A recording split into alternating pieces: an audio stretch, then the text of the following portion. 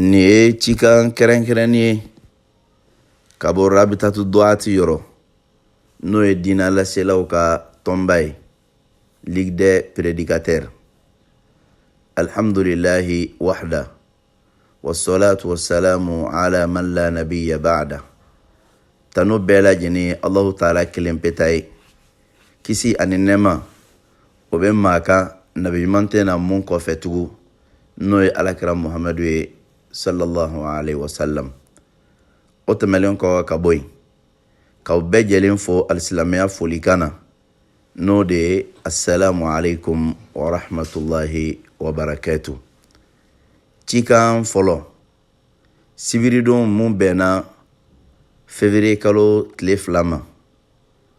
diinɛ ɲɛmaaw ye sigi kɛrɛnkɛrɛnnin kɛ au conseil islamique Jabala la. Mun kɛla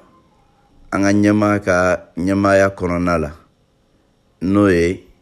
a Sheikh Mahmud Diko, ala ka barika don ani a si la. O sigi in kɔnɔna la, o bɛɛ bɛnna kan k'a fɔ k'o bɛna ɲɔgɔn lajɛba kɛ. Ɲɔgɔn lajɛba mun bɛ kɛ stade 26 mars la. Ɲɔgɔn lajɛba in a bɛ kɛ kari nata n'o ka kan ka bɛn février kalo tile 10 ma, san 2019. Ɲɔgɔn lajɛba in bɛ ka kɛ kun duman kama. A kun fɔlɔ, kelenya sabatili alisilamɛw ni ɲɔgɔn cɛ jamana in kɔnɔ. A kun filanan, ka maaw wele ka taga ɲɔgɔn minɛ ma ani fasojɔ ma. A kun sabanan, fɔnkɔɲɔgɔnya mun n'o bɛ jamana kɔrɔyan fan fɛ ani mun bɛ jamana camancɛ la, o fɔnkɔɲɔgɔnya in o ko bɛ se ka dalakɛɲɛ cogo mun na. A kun naaninan, ka damakasi kɛ ka taga Allahu Taala ma walasa basigi ni lafiya o bɛ se ka na jamana in kɔnɔ cogoya mun na, walasa jamanadenw dusukun bɛ se ka fara ɲɔgɔn kan cogoya mun na, tiɲɛ kan ani Allahu Taala ka diinɛ in labaarali la, walasa niw bɛ se ka latanga cogoya mun na, jeliw bɛ lakanda cogo mun na jamana in kɔnɔ. Nin ye cikan fɔlɔ ye. Cikan filanan, ni ɲɔgɔn dalajɛba in hukumu kɔnɔna la, jɛkulu kɛrɛnkɛrɛnnin dɔ sigila. Jɛkulu mun n'a ɲɛmaaya bɛ au conseil secrétaire général bolo, wa maaw ye jɛkulu ye maaw ye maa minnu ne o fɔlɔ ye au conseil diinako bɛ maa mun bolo ani au conseil ko labɛn bɛ maa mun bolo ani au conseil silamɛtɔnw ka koɲɛ bɛ maa mun bolo ani funankɛninw ka ko bɛ maa mun bolo ani kibaru cɛriko bɛ maa mun bolo au conseil kɔnɔna la, ka fara kɛnyɛrɛ ye dɛmɛbaga jɛkuluw kan minnu fana ye dɛmɛbaga ye nin baara in latɛmɛ ko ɲuman na, n'olu ye baara kɛ ka kɔn nin sigi in ɲɛ au conseil ka yamaruya kɔnɔna la. Nin jɛkulu mun sigila ko in labɛn ko ɲuman kama, jɛkulu in bɛna sigi caman kɛ ni Allahu Taala ka jɛn ye walasa ko in bɛ kɛ kɛcogo ɲuman na cogo mun na. Cikan sabanan, ni ɲɔgɔn dalajɛba mun n'a kofɔlen filɛ nin k'a fɔ k'a bɛna kɛ 26 mars la, kari nata n'o ye février kalo tile 10 ye. An ka jamana diinɛ ɲɛmaaw bɛɛ lajɛlen ani an ka jamana dubaw bɛɛ lajɛlen, danbetigiw olu bɛɛ lajɛlen, kɛrɛnkɛrɛnnenya bolo ma Sheikh Mohamed Wuldu Sheikh na hamahullahu n'o ye Buye, olu bɛɛ lajɛlen welelen don nin kɛnɛ in kan walasa ka jɛ ka fara ɲɔgɔn kan an ka juru kelentigiya, an ka kumakan kelentigiya k'o sabati, mun bɛ kɛ sababu ye k'a to fɛɛrɛ jugu minnu bɛ ta walasa ka silamɛ jɛkulu fara ka bɔ ɲɔgɔn na, k'o ka kumakan yɛrɛ kɛ, ko fɛɛrɛ jugu in ko kunbɛn ka d'a kan diinɛ ɲɛmaaw bɛɛ dɛngɛniyalen don a la k'a fɔ ko kelenya mun ne ma fɔlɔw ye o labaara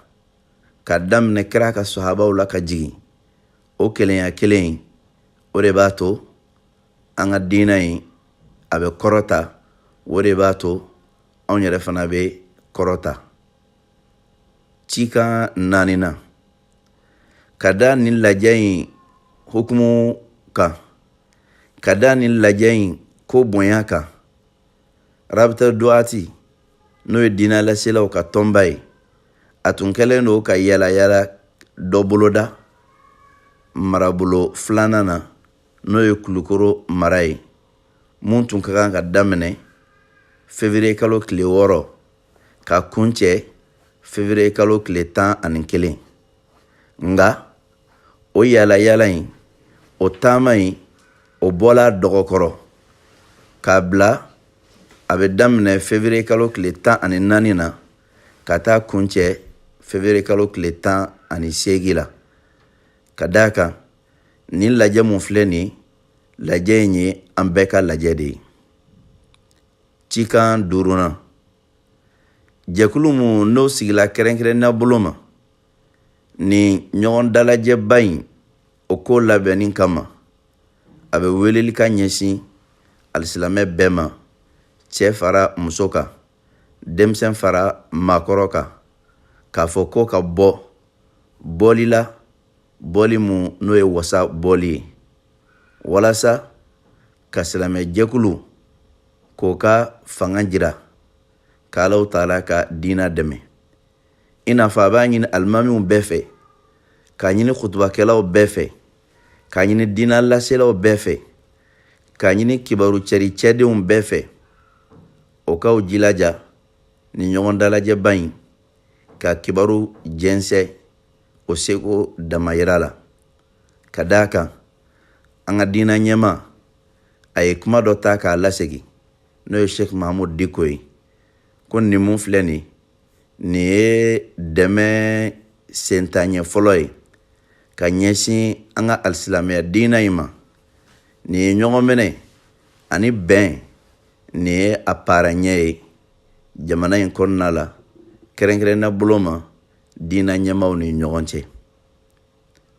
cikan 6nan ani a laban nin kibaru mun filɛ nin cikan mun filɛ nin mun n'a bɔla rabita duwati yɔrɔ k'a ɲɛsin diina laselaw ma k'a ɲɛsin silamɛ manton bɛɛ ma a kun ye lahalaya minnu bɛ yen n'a bɛ bɛɛ kun kan bɛɛ jɛlen ka bɔ a kalama cogoya kelen na a faamu ka se bɛɛ ma secogo kelen na ka d'a kan bamanankan zana dɔ bɛ yen ko kun tɛ di kuntigi kɔ k'i tɛ se ka boli ka taa ka maa mun dan i kana boli fara mun min k'o tigi tɔ o la kuma kuncɛli la sa an bɛ Alaw taala deli Ala ka hinɛ an ka alimami na a Sheikh Abdulaziz Yatabari k'a fara Sayidu Su kan ale tun kɛla maa ye maa mun tun mago donnen don nin ɲɔgɔn dalajɛ ninnu ɲɔgɔnw la nka nin bɛna kɛ ale kɔ Ala ka hinɛ a la ka hinɛ silamɛsu bɛɛ lajɛlen na Ala k'a ka yafa las'a ma Ala ka Sayidu Suya daraja d'a ma anw yɛrɛ minnu b'a kɔ Ala k'an s'a ma seko ɲuman na jɔn mana ko laɲini cogo o cogo Ala b'i ka laɲini kɔfɛ wa Ala de bɛ jɔn kanda k'i bila siratigɛ ɲuman kan an y'an wakale siri Allahu taala la foyi tɛ ka yɛlɛma kɛ fo ale Ala wa fanga tɛ foyi la fo ale Ala nin ye cikan banni ye mun bɔla rabita duwati ɲɛmaaya so yɔrɔ ka ɲɛsin alisilamɛw bɛɛ ma wassalamu alaikum wa rahmatullahi wa barakatuh